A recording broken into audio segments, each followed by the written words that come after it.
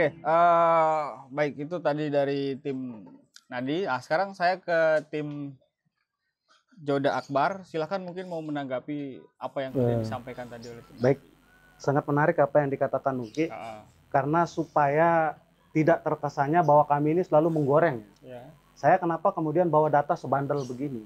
Itu untuk menunjukkan fakta maupun data bahwa selama ini tim Nadi mengatakan kami fitnah, ya, menggoreng. Padahal yang kami sampaikan itu adalah fakta. Jadi pemerintah ini menyajikan data, maka kami mencari fakta. Jadi terkait dengan apa yang dilakukan oleh Pak Johan periode 5 tahun 2010 sampai 2014, saya katakan sederhana.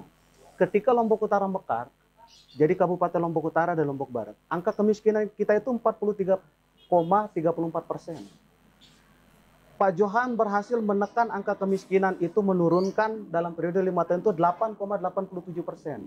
Sementara Pak Najmul, ketika periode terakhir Pak Johan menjadi bupati, ya, angka kemiskinan yang ditinggalkan Pak Johan itu 34,27%. Sampai periode akhir masa jabatannya Pak Bupati saat ini hanya mampu menurunkan 5,24% kok. Itu salah satu contohnya. Kemudian ini kebetulan Itu data dari mana, Pak? Ini data yang kami sajikan. Dari mana? Kami dapatkan sumbernya dari BPS, Badan Pusat Statistik, ya.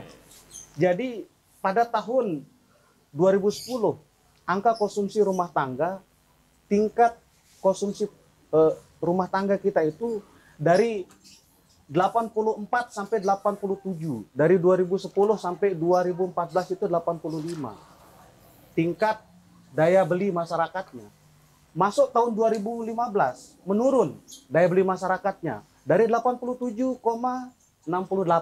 2016 lagi, ini belum gempa ya, supaya kita tidak mengkambing hitamkan bencana terus. Jadi tahun 2016 ini belum bencana ya, tidak ada bencana. Tahun 2016 satu tahun kepemimpinan NASA ya. Daya beli masyarakat kita itu menurun 78,55%. Tahun 2017 ini belum bencana juga, menurun lagi dari 78 menjadi 75, ya. Sampai pada periode 2019 kemudian bencana itu turun lagi menjadi 74,84%. Jadi indeks produk domestik regional bruto itu menentukan soal ekonomi masyarakat, ya. Jadi harus ditegaskan bahwa pada periode Pak Najmul kita bandingkan dengan Pak Johan. Ketika periode paket Jona ya dengan paket NASA tidak ada angka kemiskinan naik. Ketika periode paket NASA 0,2% naik angka kemiskinan di akhir masa jabatan. Itu yang saya katakan. Yang kedua soal dokter desa misalnya. Kenapa kemudian saya bawa data supaya ini menjadi pembanding, ya.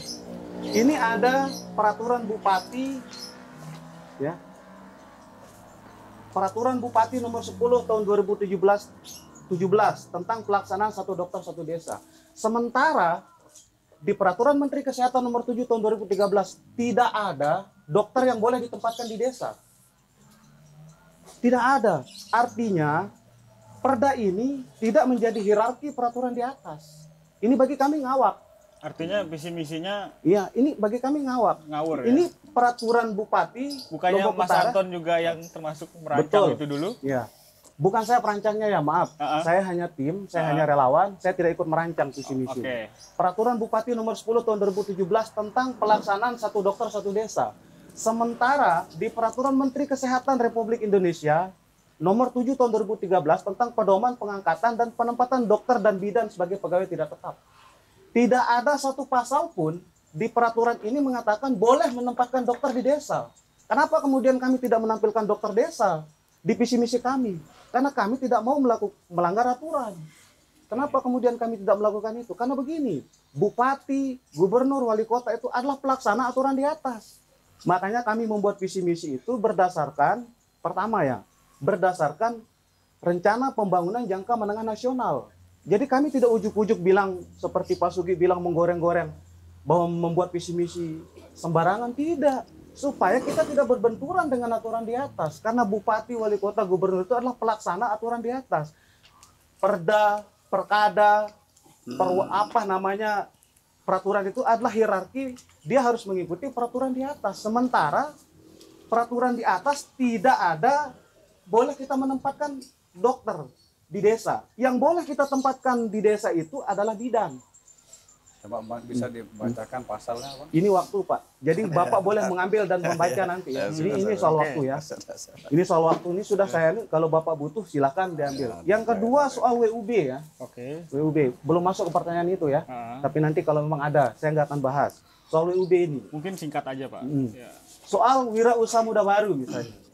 Peraturan Menteri Dalam Negeri Republik Indonesia nomor 14 tahun 2016 dan Peraturan Bupati nomor 13 tahun 2019 tentang pemberdayaan wirausaha. Apa bedanya dengan Permenkes dengan Permendagri ini? Pemerintah daerah berani mengambil sikap mengangkangi peraturan di atas soal dokter, tetapi soal wirausaha muda baru 3 juta itu Bupati tidak berani mengambil langkah. Ini yang saya harus mensinkronisasi. Kita berbicara hukum, kita berbicara demokrasi, tegakkan the rule of law dulu.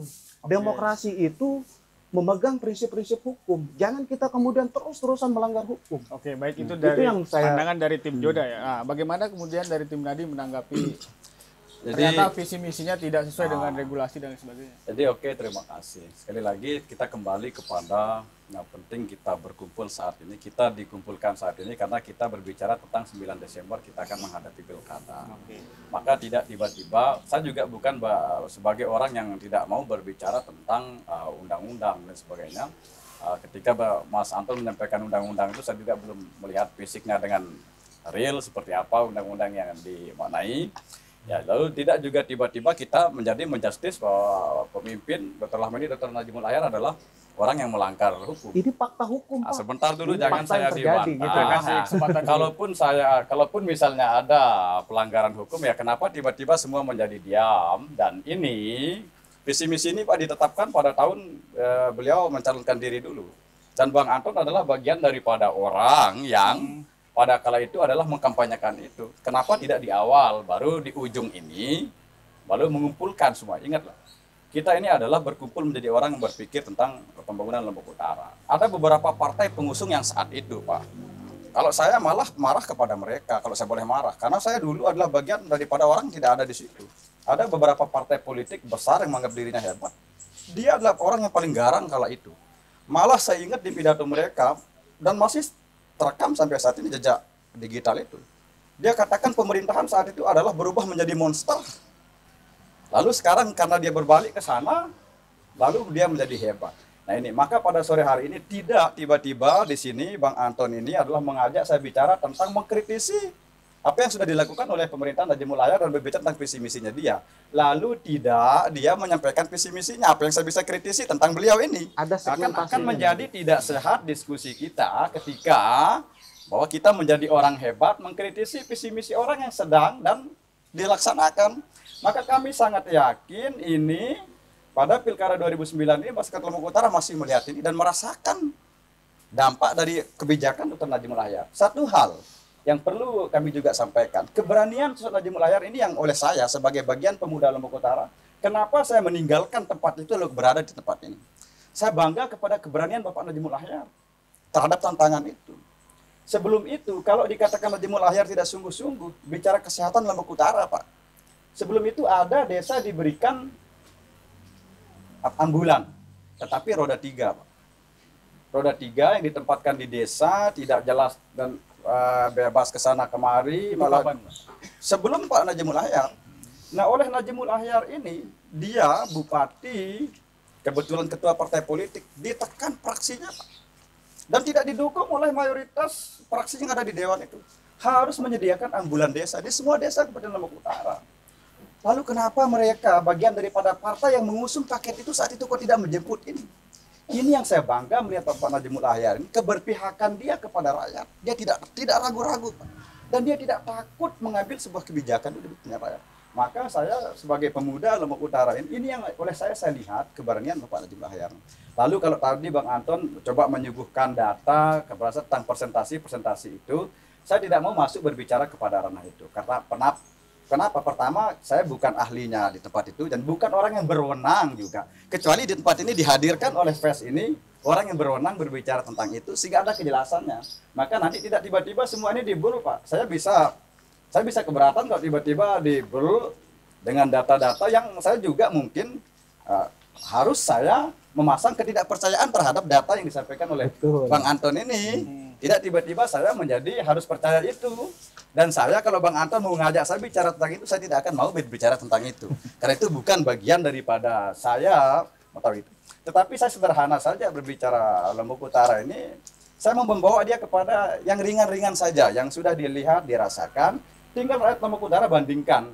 Kalau dikatakan sungguh-sungguh, mana lebih sungguh-sungguh orang yang memberikan kebijakan, memberikan ambulan desa roda 4, lengkap dengan ada AC-nya, ada tabung gasnya dibandingkan dengan roda 3. Oke, baik. Lalu banyak lagi yang lain misalnya yang tentu tidak cukup waktu saya untuk menyampaikannya di tempat ini.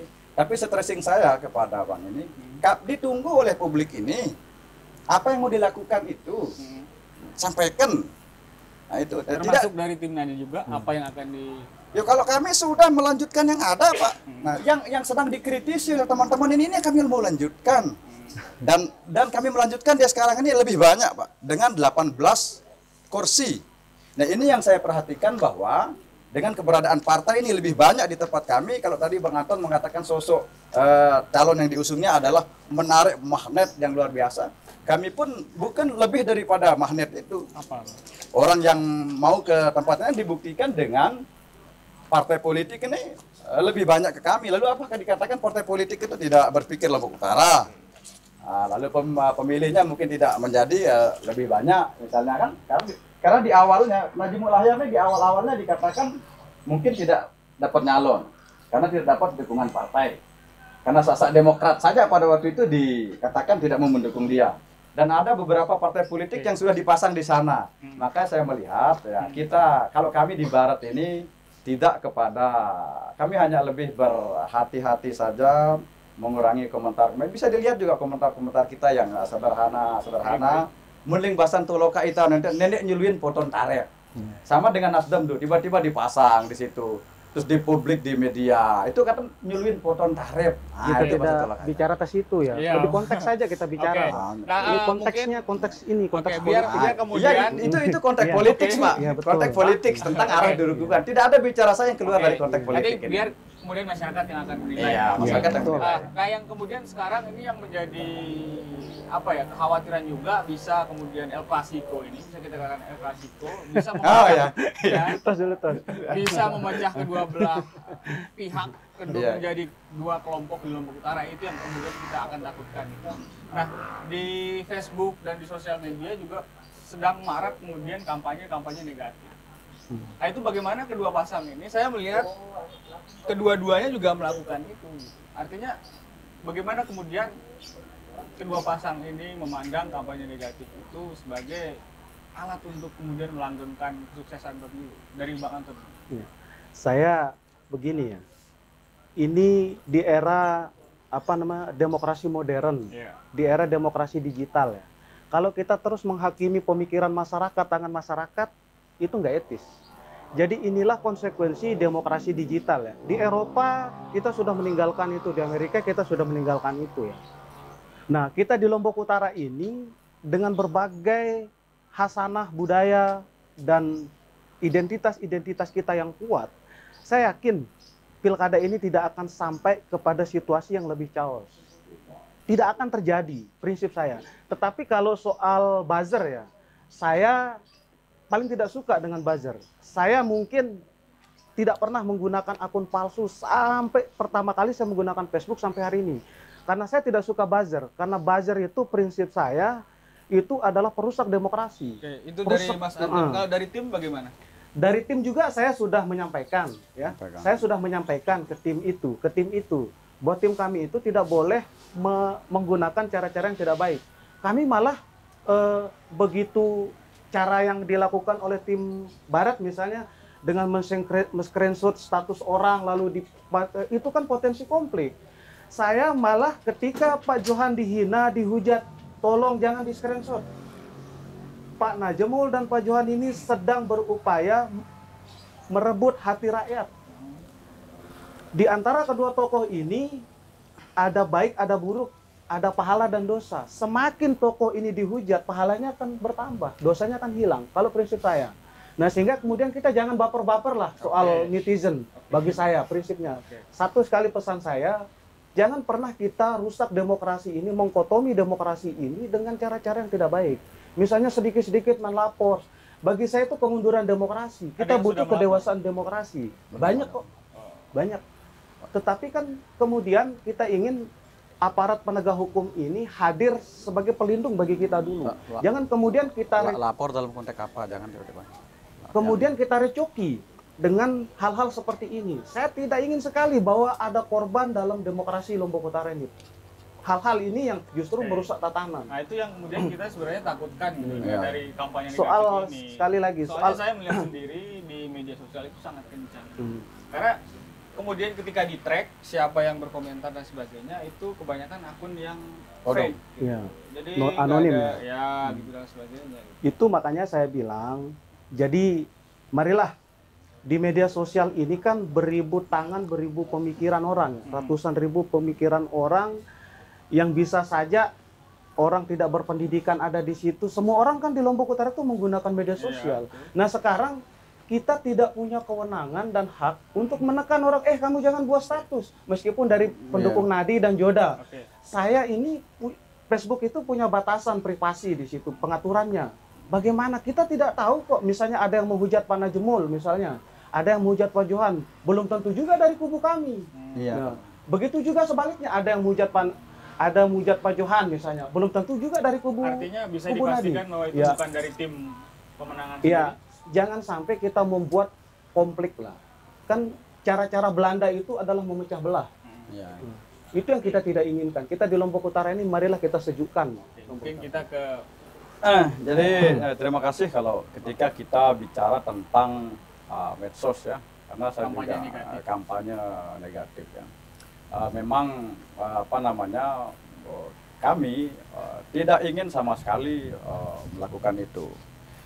Tetapi kalau bicara tentang melapor, sejauh ini tidak satu pun kami dari tim Nadi ini melaporkan, entah itu dia akun palsu atau apapun, tidak ada yang kami laporkan terkait dengan proses pilkada saat ini.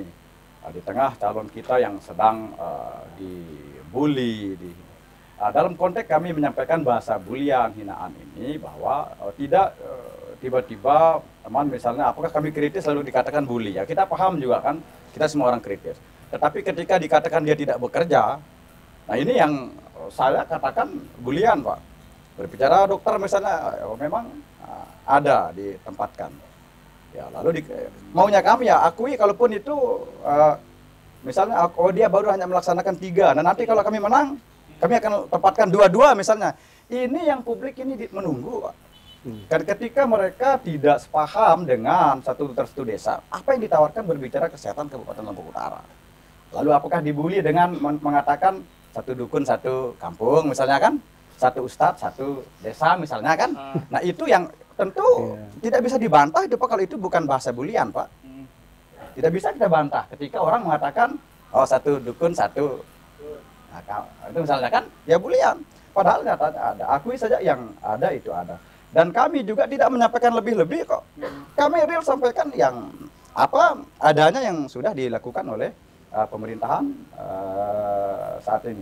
Di sisi lain juga kami dan tidak ragu-ragu beberapa akun asli juga yang mengatakan kok begitu hinakah Najemul Ahyar ini. Ketika orang mendukung Najemul Ahyar selalu dijustis bahwa dia itu adalah orang sedang kelaparan Pak dan butuh makan. Itu yang oleh saya tidak pernah saya jawab, tetapi saya istigfar. Karena jujur, saya pertaruhkan apapun yang terpenting dalam hidup saya, keluarga saya. Saya ke sana bukan untuk itu. Dan ini bahasa-bahasa yang kelihatan seperti Al Pacino. Saya sebut saja Pak. Dia beberapa kali menyebut seperti itu. Nama Pak, anonim aja. Oh iyalah. Ada etika hukumnya Pak. karena dia saya lihat dan karena bisa saya buktikan masalahnya ada misalnya Atau seperti mungkin itu. bisa dihadirkan screenshotnya. Iya. Iya. Tetapi kira-kira lah seperti itu. Nah ini yang oleh kami katakan bukan kami ini anti kritik Pak. Karena sering dikatakan ketika menyebut dia dibully, apakah kritik itu hinaan? Tidak. Semestinya sampaikan ya tentang dia menyampaikan satu dokter satu desa mampu hanya 15. Nah kalau kami nanti mungkin seperti apa? Ini yang ditunggu Pak oleh rakyat. Dan mungkin misalnya kalau mau melakukan ini, ya kita kan punya pandangan dan menilai itu Bang Anton. Ini yang belum EP lakukan Pak. Belum.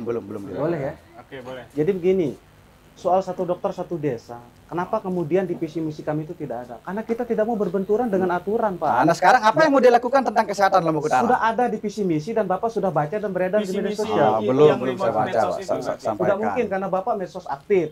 Jadi begini, Pak. Jadi kalau membuat visi misi itu kita menyederhanakan. Ada namanya rencana pembangunan jangka menengah nasional, Pak. Ya, mungkin Bapak paham. Di RPJMN itu ada nomor-nomor kegiatan-kegiatan itu, semua sumber aturan yang dibuat oleh menteri-menteri itu berdasarkan RPJMN, ya. Yang kemudian kita di daerah itu memantau di RPJMN itu. Nah, kemudian kenapa kami tidak menawarkan satu dokter satu desa? Ini kita negara hukum. Semua kegiatan-kegiatan pemerintah itu bersumber dari hukum, ya. Jadi aturan-aturan itu harus bersumber sekarang dari begini, hukum. Bang Ton. Bentar dulu, Pak. Tidak kita bicara di situ. Kan tidak mungkin juga kalau Bapak menawarkan satu dokter satu desa, maka kami juga akan ketawa. Tetapi sekarang sampaikan apa yang Bapak lakukan. Makanya ini saya mau apa sampaikan. yang paket Joda ini lakukan, berbicara tentang kesehatan Lombok Utara. Saya ngomong, Pak. Dan sampaikan kepada kami berapa jumlah dokter sebelum jumlah hari itu saja, Pak, sederhana. Boleh saya selesaikan dulu. Ya silakan. Nanti Bapak punya hak jawab ketika saya selesai bicara. Silakan. Ya, jadi begini. Jadi kalau soal dokter itu, kenapa kemudian kita hanya sampai ke puskesmas? Karena di aturan ini, Pak, terus terang nanti Tidak usah masuk ke sana lagi. harus, Pak. Begini sekarang, Pak. Harus, Pak. Begini sekarang. saya jelaskan, Pak. Saya mau sampaikan begini. Harus begini, Pak. Apa yang Bapak tawarkan kepada masyarakat Lombok Utara berbicara kesehatan? Makanya itu yang saya tawarkan, saya sebutkan. Jangan bacakan saya undang-undang Nggak itu. boleh, Pak. Bapak harus paham undang-undang. Bukan. Singkat saja, bukan. Jadi begini, di aturan itu sangat jelas, Pak. Aturan atas ini ya. Iya. Jadi perda itu adalah hierarki peraturan, ya, Pak. Jadi paham Bapak harus saya. paham. Paham, Jadi paham itu, saya paham. kenapa kemudian kita sekarang hanya apa yang Bapak sampai di puskesmas, kita kuatkan dokter-dokter di puskesmas. Apa yang Lalu Bapak kita lakukan? kuatkan bidan-bidan di desa. Karena itu berdasarkan aturan. Jelaskan ke Pertama, rakyat dengan jelaskan ke saya. Apa yang Bapak lakukan Makanya untuk ini, kesehatan Pak, Lombok Utara? bisa saya selesaikan omongan saya, Pak. silakan. Jadi begini.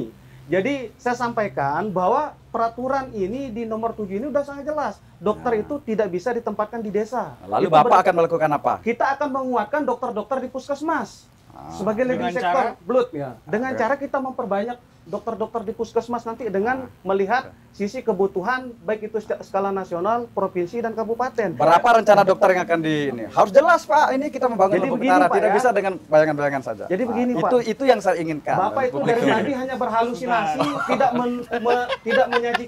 tidak menyajikan data, Pak. Sudah. Jadi Kami sudah sajikan dan kami lanjutkan. makanya betul. Jadi begini, Pak, kalau kita berbicara tentang periodisasi, RPJMD itu hanya 5 tahun, Pak. Satu periode.